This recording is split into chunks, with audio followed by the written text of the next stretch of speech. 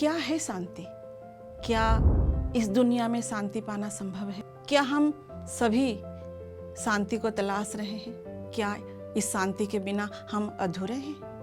तो चलिए इसी बात को जानने के लिए आज आपके सामने एक बहुत ही सुंदर पुस्तक हम लेके आए हैं, जिसका नाम है खामोशी बोलती है, स्टिलनेस स्पीक्स, जिसका ऑथर है इकहार्ट टोल।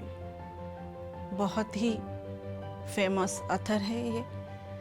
इनका जो जन्म है ये जर्मन में हुआ था और इनकी सबसे जो फेमस बुक है वो है पावर ऑफ नाउ। इन्होंने पावर ऑफ नाउ के बारे में बहुत कुछ बोला है, परंतु ये नाउ मोमेंट में आने के लिए उन्होंने बहुत ही सुंदर जो पुस्तक लिखा है वो है स्टिलनेस स्पीक्स।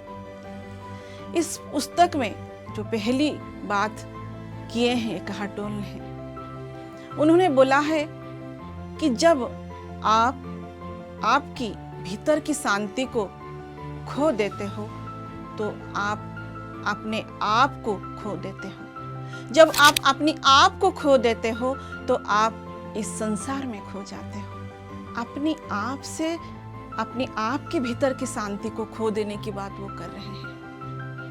और अपने भीतर की शांति खोना मतलब अपने आप को खोना, ये बहुत गहरी बातें हैं दोस्तों। अगर देखा जाए तो हम सब ये शांति के पीछे जो फीलिंग्स है, जो हैप्पीनेस है, इसी को ही हम सब ढूंढ रहे हैं। कहीं ना कहीं हर एक कार्य जो हम करते हैं उसके पीछे की जो हमारी ख्वाहिश है, जो इच्छा है, वो शांति ही है। क्यों? क्योंकि ये हमारे भीतर की स्वभाव है, ये हम खुद है। शांति और हम, इन दोनों में कोई भिन्नता नहीं है, कोई अलग नहीं है। ये आप ही का स्वरूप है शांतता। इसीलिए आप इस शांति को ढूंढ रहे हैं, लेकिन कहाँ ढूंढ रहे हैं, किधर मिलेगा ये शांति?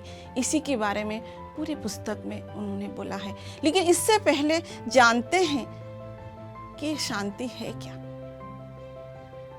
तो यहाँ पे इकहार्ट टोल बोलते हैं, जब आप सभी के साथ एक एकत्व की अनुभूति करते हैं, चाहे वो एक बालू का कण हो, चाहे वो एक कीड़ा हो, चाहे वो एक वृक्ष हो, चाहे वो एक मानव हो, हर किसी के साथ जब आप एकत्व की बोध करते हो, जो एकता की भाव आपके भीतर जागृत होता है, वो जो फीलिंग्स है, वो आपको शांति की अनुभूति देता है।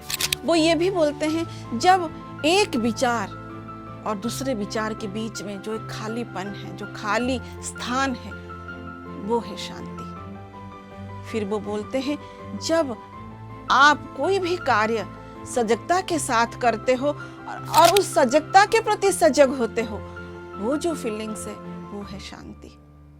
और वो बोलते हैं कि जब आप कोई क्रिएटिव काम करते हो, जब आप कोई निर्माण कार्य करते हो, क्रिएटिवनेस की वर्क करते हो, तब जो आनंद की अनुभूति होती है वो है शांति। तो ये शांति कहीं ना कहीं आपको, आपके भीतर की तो अवस्था है ही, परंतु आप ये शांति को बाहर भी आपको मिल सकता है। ये शांति की अनुभूति हमें इसलिए नहीं हो पा रही है दोस्तों, क्योंकि हमारी जो मन है वो हमेशा बहिर्मुखी है। इस संसार में वो इस शांति को ढूंढ रहा है, इसीलिए इस शांति की प्राप्ति नहीं हो पाती है। कैसे आपको बाहर भी शांति मिलता है और कैसे इस बाहर की शांति आपके भीतर की शांति को जन्म करता है? ये शांति आपको बाहर कैसे मिलेगा? आगे ये बुक जो खामोशी बोलती है, इसमें आगे के चैप्टर्स में वो बोल रहे हैं, तो इसको हम जानेंगे। लेकिन ये शांति पाने के लिए जो बैरियर है उसको पहले जानते हैं। अगर शांति हमारे भीतर की स्वभाव है, अगर ये हमारी आंतरिक स्पेस है, तो फिर मिल क्यों नहीं रही है? क्या बाधाएं हैं इसके लिए? यहाँ पे इकहार्ट टोल बोलते हैं, ये शांति को प्राप्त करने के लिए सबसे बड़ा जो विघ्न है, जो बाधा है, वो है हमारी अहं, आपकी ईगो।